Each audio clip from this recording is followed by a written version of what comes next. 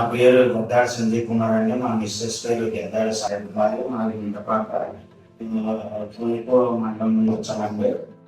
December నెలలో మేము ఒక ప్రైవేట్ హాస్పిటల్లో చూపించుకుంటే డాక్టర్ సంచి ఇన్ఫెక్షన్ ఉందన్నా దీనికి అమౌంట్ ఎంత అవుతుంది అనేటప్పటికి నాకు కొంచెం ఇబ్బంది అయ్యి చుట్టుపక్కల పెద్దవాళ్ళ సలహా తీసుకుంటే ఆశ్రమ హాస్పిటల్లో మనకు తక్కువలో అవుతుందమ్మా అన్నారండి. వెంటనే జనవరి 22వ తారీఖున పరిస్థితి డిపార్ట్మెంట్కి వచ్చామండి. డాక్టర్ వందనా గారిని కలిసామండి.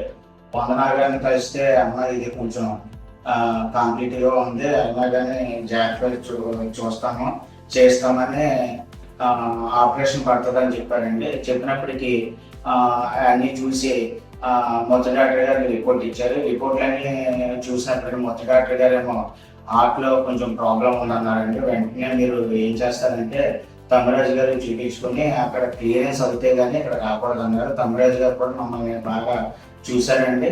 అన్ని టెస్టులు చేసి మెడిసిన్ ద్వారా 2 నెలలు ప్యూరిఫై చేశారండి.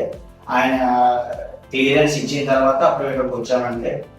డాక్టర్ వందనా గారు మీరు అమ్మాని ఇబ్బంది పడుతుంటే పలానా రోజు డేట్ని చెప్తాను, పలానా రోజునే మీరు రండి, వస్తే నేను అడ్మిట్ చేస్తాను అన్నారు. మేడం గారు అన్నట్టు మేము మే వచ్చామంటే 12వ తారీఖు మేడం గారు డేట్ ఇచ్చారు, అడ్మిట్ చేసుకున్నాను. వార్డు ఇచ్చారు.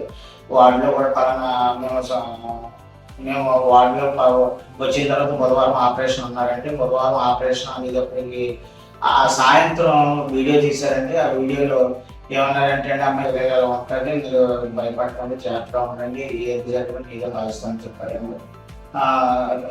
అవసరమైతే ఓపెన్ చేయవలసి వస్తే ఓపెన్ చేస్తామన్నారండి. కానీ ఆపరేషన్ చేయడానికి చక్కగా తీసుకెళ్లారండి. ఆపరేషన్ చాలా విజయవంతమైందండి. ఊహించిన రీతిగా జరిగిందండి. చాలా కాంప్లీట్గా ఉన్నాడని బాగా చేశానమ్మని కూడా చెప్పారండి. బ్లడ్ కూడా ఎక్కించకుండా ఆపరేషన్ చేయించారండి.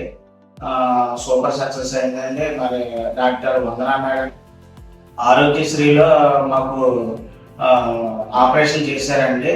ఒక్క రూపాయి కూడా ఖర్చు అవ్వలేదండి. అంతకుముందు బిల్స్ ఉన్నా కానీ వాటికి కూడా 2,825 రూపాయలు కూడా ఇచ్చేసారండి. ఆపరేషన్ అనంతరం వారం రోజులు ఉన్నా ఒక్క రూపాయి ఖర్చు అవ్వలేదండి. మరి ఎంత సహాయం చేసిన డాక్టర్ వందనా గారికి, వారి స్టాఫ్ సభ్యులకి, ప్రస్తుత డిపార్ట్మెంట్ వైద్య సిబ్బందులందరికీ, ఆశ్రమ హాస్పిటల్ యాజమాన్యానికి నా హృదయపూర్వక ధన్యవాదాలు చెప్పుకుంటున్నాను.